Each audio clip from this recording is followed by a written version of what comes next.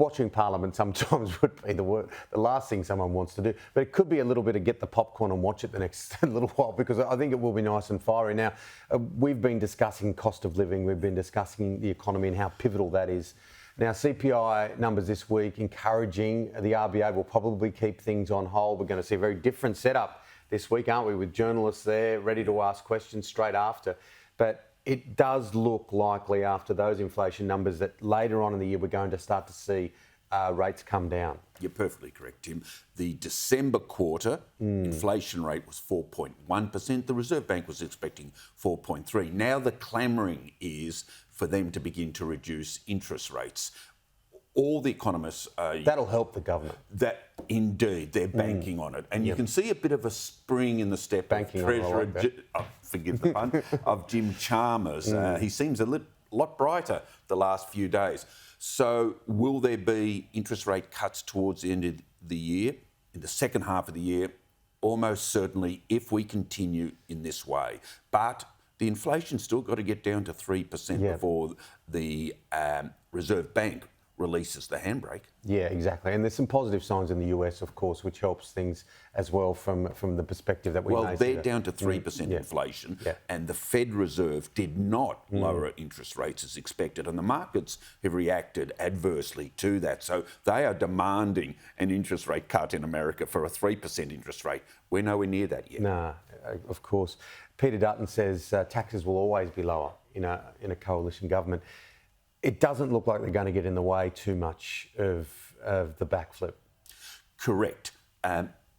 The government doesn't expect the backflip or the lie, depending on your point of view, to gain them any votes. This is all about containing the loss from the breach of promise, the breaking of the Albanese's word. So Dutton's done the only pragmatic, realistic thing, which is they will not oppose the government's proposal, which abandoned stage 3 as the Liberals proposed initially, because it would have been waved through the Senate anyway, Tim, because the Teals and the Greens and the Independents, the two they needed, would have voted for it. So Dutton's done the right thing. It's not a net positive to the government because Albanese's personal reputation's taken a hit.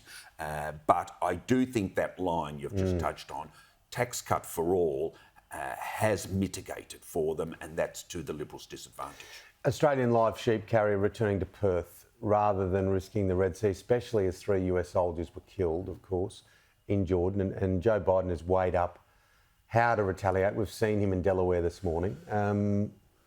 Is this going to mean this will escalate? Is this part of that picture? What are your thoughts? Well, counterintuitively, it has de-escalated for the moment. Iran knows it's pushed America to a breaking point with the loss of 3 troops.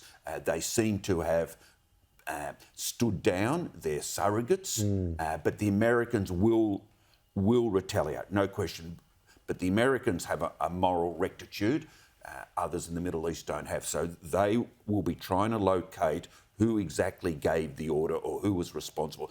They don't respond in blind rage and kill innocent citizens. They are going to find out who is responsible. Now, that might take a bit of time. Some people are clamouring for Biden to immediately fire the missiles or the special forces retaliation. No.